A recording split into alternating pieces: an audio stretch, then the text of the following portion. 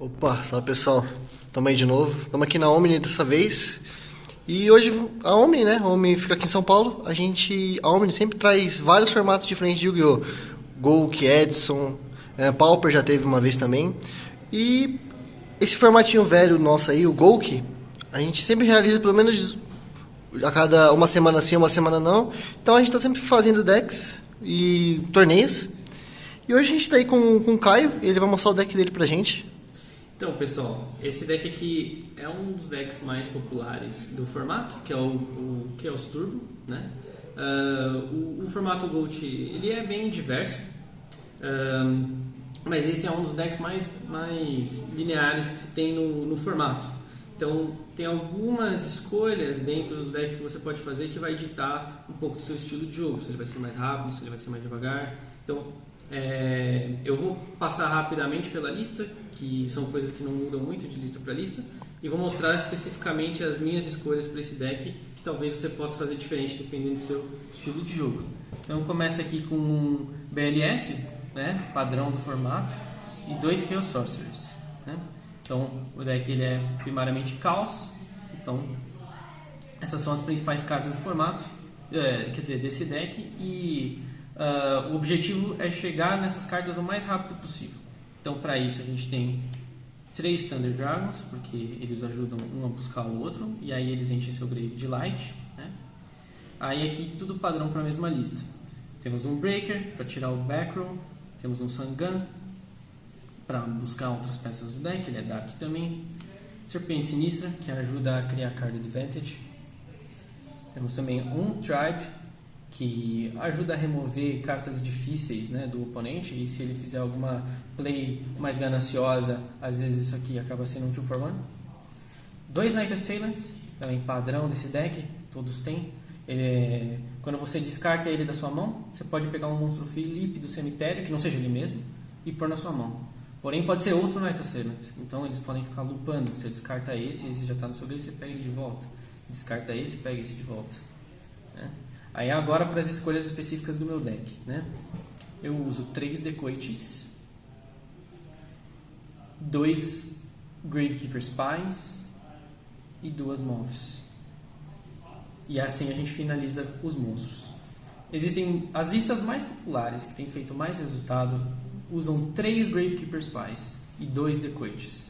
Isso parece uma coisa pequena, mas isso muda completamente o estilo de jogo do seu deck. Quando você usa 3 Gravekeeper Spies, significa que você vai jogar um jogo mais devagar, ele é mais vulnerável, um pouco mais vulnerável a Warriors no geral, tá? Porque Warriors tem muitas formas de destruir cartas em modos de defesa, né? Que é um dos outros decks mais populares do formato. Enquanto o Decoit ele é um cantrip imediato, ou seja, ele flipa e dá um draw, né? Então, como o meu objetivo é chegar o mais rápido dos monstros importantes do deck, eu prefiro usar 3 Decoites e 2 Gravekeeper Spies apenas. Tem uma outra questão do Gravekeeper Spy, se você consegue flipar ele liso, né? Você busca o segundo Gravekeeper Spy e geralmente o terceiro fica morto no seu deck, ele se torna um brick, né? Dessa forma você impede que isso aconteça. O Decoit ele também é mais agressivo, porque se o seu oponente não está jogando de uma forma muito rápida o jogo, ele está tentando te controlar, você só flipa o Decoit, faz ali a card advantage de comprar e começa a bater com ele, que 1400 não é qualquer coisa não, você obriga o teu oponente a reagir de alguma forma, né? Então essas são as escolhas aí dos monstros. Vocês vão perceber também 0 Tsukuyomi, eu tenho ela no site, eu vou mostrar depois, mas é também porque Tsukuyomi joga um jogo mais devagar, né? Enquanto eu prefiro jogar o jogo mais rápido. Aí nós temos aqui a Santa Trindade do formato, as 3 cartas mais fortes do formato, que por si só são extremamente fortes, mas obviamente o que faz fechar a porta é quando você consegue lupar uma delas com uma Magician of Faith, né? Você usar um Pot of Greed e aí depois usar de novo, costuma ser bem forte. Fora isso, também padrão da lista são 2 Cross Saltos. A maior parte dos decks formato dependem de flips, então você já usa 2 Cross Saltos no main, nesse tipo de deck. Heavy Storm, Mystical Space Typhoon, importantes para a remoção de back row. Sned Steel, uma das melhores cartas do formato também, por isso que o MST é tão forte também nesse formato, para impedir que essa carta seja ridiculamente broken, né? Aí, de novo, aqui é uma escolha específica do meu deck. Eu uso 2 Upstarts, isso vai dar vida para o seu oponente. Pode parecer contra-intuitivo, já que eu falei que o meu deck é mais agressivo, mas pelo contrário, eu depois de jogar com esse deck mais de 200 vezes online, eu vejo que simplesmente tá alcançando as cartas mais agressivas do seu deck é mais forte do que simplesmente dar 1000 de vida pro seu oponente, porque você já aí faz o teu bicho e começa a bater, né? Um Book of Moon Soul é uma carta muito versátil. Ela é relativamente fraca, mas ela é, digamos assim, mediana em todas as situações, no mínimo. Isso aqui é a questão. Você pode usar ela de forma defensiva, pode usar ela de forma agressiva. Tem muitos efeitos que dão alvo em monstros virados para cima, então isso aqui pode salvar um monstro seu, ou às vezes só de impedir um monstro do oponente de já atacar você e você atacar no turno que vem, já pode te gerar card advantage. Um Card Destruction, isso também é uma escolha minha, muitas listas recentemente têm usado, mas é uma carta que pode ser um brick. Eu gosto de usar ela no main, porque, de novo, é para alcançar as cartas importantes do meu deck o mais rápido possível. Muitas vezes ela é card disadvantage, tá? Eu tenho 4 cartas na mão, uma delas é essa, e as outras 3 cartas elas não conseguem me dar velocidade, então eu acabo tendo que descartar, e aí eu vou comprar mais 3. Então eu perdi uma carta na mão, mas eu lubrifiquei o meu deck, cheguei nas cartas importantes que eu precisava para o momento. Obviamente essa carta é ridícula depois de você acabar de usar um Thunder Dragon, que aí você descarta 2 Thunder Dragons e vai comprar 2 cartas, basicamente um Pot of Greed nessa situação, ou quando você consegue descartar uma Serpente Sinistra ou um dos Night Assailants, ou os dois, e aí você pega os monstros flip de volta.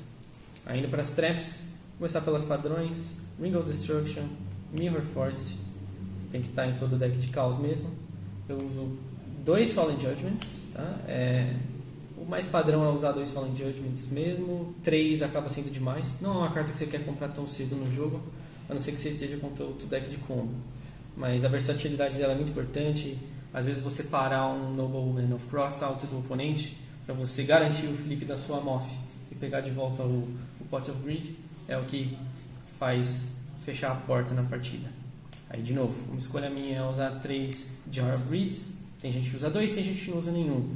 Eu gosto de usar 3, isso me deixa mais vulnerável a decks de Decree of Justice, Royal Decree. Mas, de novo, eu prefiro ter elas no main para chegar mais rápido nas cartas importantes, e também ela te dá um potencial de blefe e bait muito bom. Você seta uma delas e imediatamente seu oponente tem medo de fazer exatamente o que ele quer. Às vezes ele vai fazer uma jogada um pouco mais fraca, pensando que pode ser um Solemn, em vez de ir direto para a jogada mais forte que ele tem na mão, e é só um Jar. Às vezes ele até usa um Breaker no teu back row, ou um Mystical Space Typhoon, e aí você, em resposta, dá o Chain 2 e instantaneamente ele te gerou Card Advantage. Então eu gosto muito dessa linha de jogo.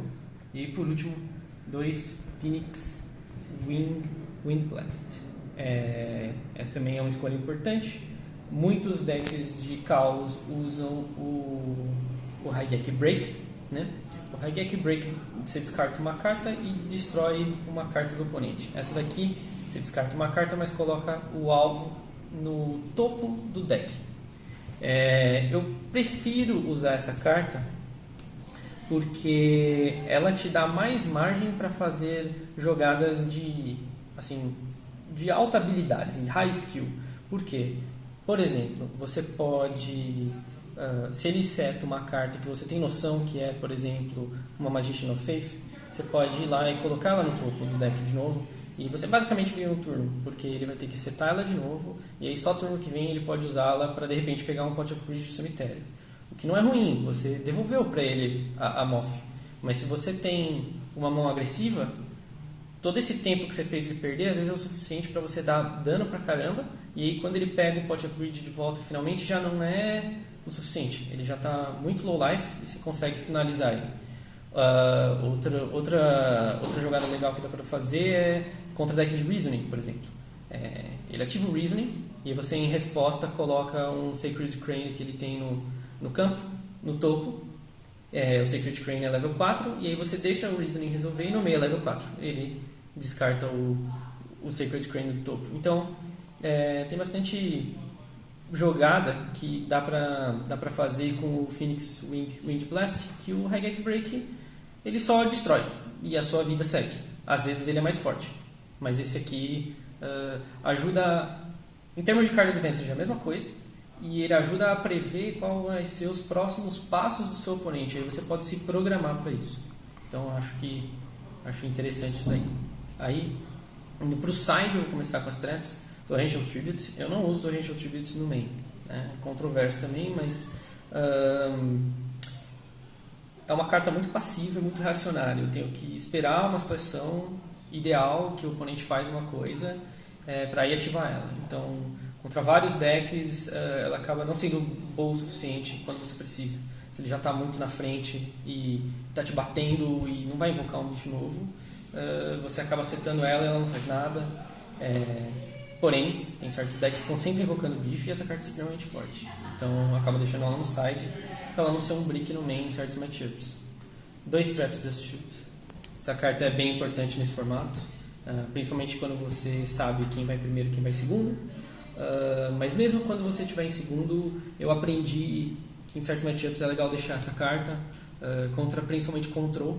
Eles não vão vomitar a mão. Então você pode estar usando o Trap Dust Shoot para tirar alvos importantes e para também trabalhar com informação perfeita. Isso em par com o Phoenix Wind Blast, você às vezes consegue por 2 turnos inteiros, 3 turnos inteiros, saber exatamente todas as cartas do oponente e jogar em volta disso. Aí eu tenho um outro Book of Moon no side. O segundo Book of Moon é principalmente para matchups de control, que aí o alvo vai ser a restrição dos 1000 olhos, né? E para parar certos combos que vão te dar um OTK, né? Swords of Revealing Light também é interessante para parar decks agressivos, como o deck de Warriors, porque a ideia do deck de Warriors é não deixar você setar nada de monstro, né? A maioria dos monstros deles destroem monstros setados no ataque sem deixar o efeito de flip ativar. Isso aqui segura os monstros deles para você conseguir setar, por exemplo, uma Magician of Faith, ele não poder atacar no turno dele, você flipar a Magician of Faith e pegar uma outra carta mágica do cemitério. Então isso aqui é bom contra Warriors e bom contra Combo. Aí agora a gente vai entrar em escolhas mais específicas aqui do meu site, tá? A lista main, que é os Turbo, ela muda muito pouco, mas o side tem muito espaço para você estar fazendo coisas interessantes. Então uso Scapegoat no side. Isso é definitivamente porque aqui no meta local tem bastante deck de combo, isso aqui ajuda a segurar, né? Tem bastante deck de control com Creature Swap também. Então você ativar isso aqui em resposta ao Creature Swap, ele acha que ele vai roubar um bicho forte seu, você dá um goldzinho para ele e basicamente nega o Creature Swap dele. Então é bem interessante essa play. Aí essa é a parte mais controversa do meu site nesse momento. Eu tenho 2 King Tiger Wagyu. Essa carta ela é um nombo com Scapegoat, porque essa carta é feita para parar o Scapegoat, e eu tenho os 2, por isso que é estranho. Mas tem muitos decks de Scapegoat aqui no nosso meta, então eu gosto de usar o Tiger, porque aí ou eu uso esse de forma defensiva ou eu uso esse de forma agressiva, vai depender da situação. O que o Tiger faz para quem não conhece? Ele faz com que todos os monstros Special Summon com Normal Summon ou Special Summon, mas que com 1400 de ataque ou menos, sejam destruídos na hora. Então, se o cara ativa um Scapegoat com isso aqui em campo, ele não vai conseguir nenhum token, né? Então, isso impede que muitos decks tenham certa lubrificação. Por exemplo, o Reasoning Gate, ele precisa sacrificar um Gold Token para estar começando, né, para sacrificar pro Monster Portal, né? E aí começar o combo. E no geral, contra decks de control que usam, né, o Tyson Lines Restrict, que a gente tem aqui do lado, eles não conseguem ativar o Scapegoat, que é a principal forma deles buscarem os bichos dele com metamorfose, né? Aí eu tenho o Azura Priest, de novo, ele pode atacar uma vez cada monstro em campo, então isso também é para segurar os tokens do Scapegoat. Aí eu tenho um Joggen, Ele é principalmente contra Reasoning Gate, tá? Mas ele também é bem decente no Mirror, porque o principal monstro do Mirror é o Chaos Sorcerer e o BLS, e ele impede essas cartas de serem summonadas e destrói elas se elas estiverem em campo. Então é interessante por causa disso. Claro que a próxima carta aqui do side é o Kaiku. O Kaiku é muito melhor no Mirror, né? Ele impede que cartas sejam banidas do cemitério. Então você não pode banir para invocar o Chaos Sorcerer ou o BLS. Mas esse daqui ele é melhor contra o Reasoning Gate, né? Os decks de combo. A próxima carta é um Spirit Reaper. É bem versátil, pode ser usado de forma agressiva ou defensiva. Eu gosto dessa carta também contra decks de combo, porque aí você seta ela. Às vezes o cara dá um all-in no combo achando que é uma Moth, e aí ele fala, beleza, eu vou matar a sua Moth, eu vou te dar um Pot of Greed, mas eu vou te matar. Mas aí é um Spirit Reaper, e aí ele não consegue atacar por cima, e você acaba segurando o jogo dessa forma, né? E eu tenho uma Tsukuyomi no side. Ela é uma carta muito importante no formato, então é importante ter ela na sua, assim, ou no side ou no main, muito importante, né? Ela vai passar por cima de Thousand Eyes Restrict. Ela é muito boa contra Warriors também, porque a maioria dos monstros de Warrior tem menos de 1100 de ataque, então você pode evocar ela, flipar eles para baixo e atacar com ela mesma por cima e se livrar de um bicho que está te atrapalhando. E por último, a última carta do meu side é um Blade Knight. Também é uma escolha um pouco diferente para esse deck. Mas ele é um light, então ele ajuda a ser gasolina para os seus Chaos Sorcerer e BLS. E se eu comprar ele, acaba sendo uma coisa que pega o oponente de surpresa, tanto no Mirror contra Control, que ele vai estar acertando os monstros, e aí esse daqui ele faz com que o efeito do monstro flip não seja ativado. E eu acabo usando ele por ser light, enquanto outras opções como Mystic Swordsman, ele é Earth, né? Então não seria fível para o resto do deck. Então eu posso usar também uma linha mais agressiva, porque ele bate 1600, às vezes 2000, então ele acaba sendo mais agressivo também. E é basicamente isso. Então, assim, para mostrar só por fim algumas jogadinhas que o deck faz, né? O Card Destruction ele funciona muito bem com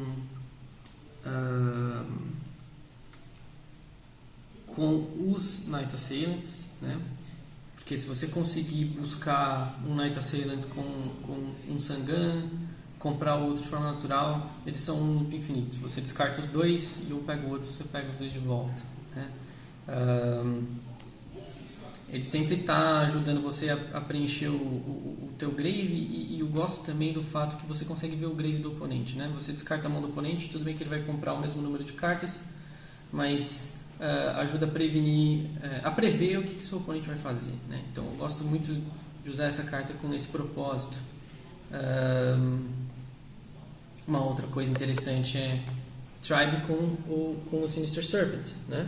Você pode descartar o Sinister Serpent, usar o Tribe para destruir um monstro do oponente. Turno que vem a Sinister Serpent volta para sua mão. Um balãozinho muito legal que dá para fazer é o seguinte: você seta a Phoenix Wing num turno, né? Então seta ela e você tem a Sinister Serpent na mão.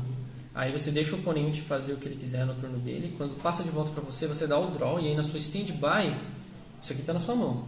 Na Stand-By você ativa o Phoenix Wing, devolve, por exemplo, um monstro que ele acabou de setar para o topo do deck. Então você está basicamente ganhando um turno, está obrigando ele a setar o bicho de novo no turno que vem, e descarta a Sinister Serpent na Stand-By. Como você ainda está na Stand-By, você pode ativá-la e voltar para sua mão. Então você basicamente ativa uma Phoenix Wing de graça, digamos assim, sem mudar a sua mão. Você descarta e já traz ela para sua mão na mesma Stand-By. Uma coisa bem interessante. Eu acho uma coisa legal de falar, assim, pro pessoal que não conhece, é que o Gold, ele é um formato de Yu-Gi-Oh! Com uma lista própria. Sim. Até que vocês percebem, por exemplo, que tá usando um torrencial, tá usando um do BLS, tipo assim, por exemplo. O BLS, ele é uma carta infinitamente melhor do que o do que o Sorcerer. Só que no formato o BLS tá 1. Então você acaba tendo que usar o Chaos Sorcerer para complementar o BLS. A mesma coisa vale para os potes, por exemplo, o pote para Graceful, são cartas limitadas. O formato em si ele tem uma lista própria e os jogadores jogam em volta dessa lista. Sim, se a gente for falar de GOAT no geral também, acho que a gente pode falar sobre algumas coisas que as pessoas às vezes pensam sobre o formato. Não são necessariamente verdade, vão justificar algumas coisas. Por exemplo, o BLS é uma carta muito forte. E ele é mais forte que o Chaos Sorcerer, sendo que ele tem a mesma condição de invocação. Então você fala, pô, se eu comprei o Chaos Sorcerer e meu oponente comprou o BLS, ele deu sorte e pô, o formato é baseado em sorte. Então, na verdade, o BLS é uma carta tão fora da curva, tão forte, que você não vai querer jogar ela na primeira oportunidade que você tiver. Entendeu? Então, é comum você acabar ficando ganancioso demais e, sei lá, você ter um decoit em campo, o oponente não tem muitos back rolls, você vai lá e faz o seu BLS para tentar atacar os pontos de vida dele, no turno que vem, ele vai lá e dá um Snap Steal e pega o seu BLS. Ou então, ele jogou de forma mais conservadora e ficou segurando o BLS dele.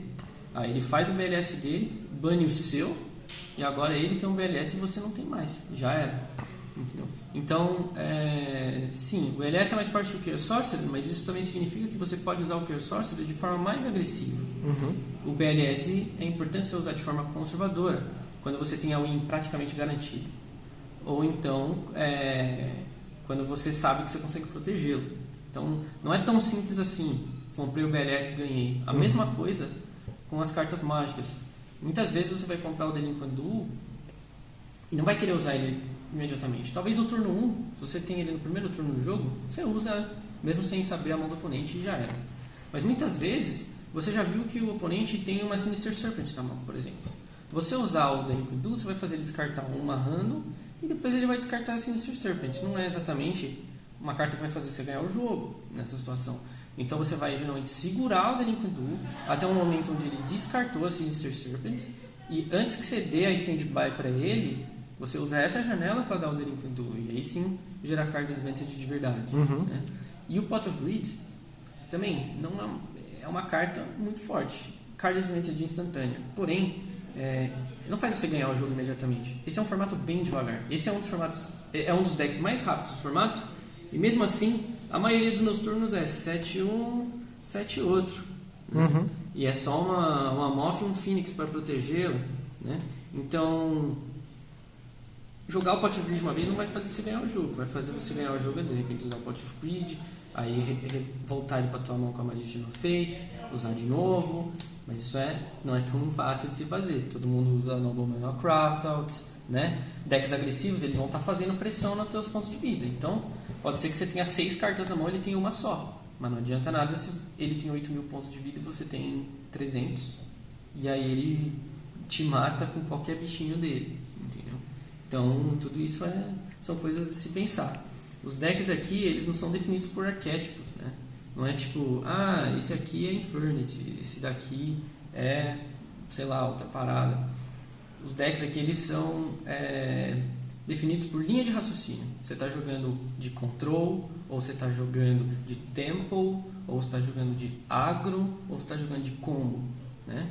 E aí, dentro dos decks de combo, tem várias escolhas que você pode fazer. Né? Dentro do deck de control tem várias escolhas que você pode fazer.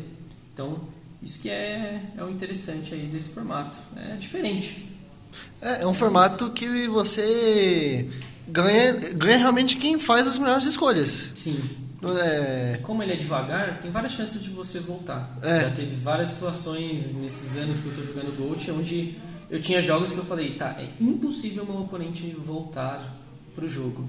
E ele volta pro jogo não porque ele deu uma puta sorte de tipo, comprou o BLS, jogou e me matou. É porque ao longo de vários turnos ele consegue fazer jogadas que são marginalmente melhores que as minhas, e aí somando todas essas pequenas vantagens que ele criou, dá uma vantagem grande e ele conseguiu virar o jogo, sabe? Então isso que é legal, ele realmente recompensa quem pensa à frente, quem pensa bastante em cada jogada. Não vai ser uma jogada que vai fazer você ganhar o jogo, mas uma série de boas jogadas. Isso é bem, bem interessante desse formato. Então é isso aí, pessoal. Esse foi o Chaos Turbo. E o Caio. Valeu, pessoal.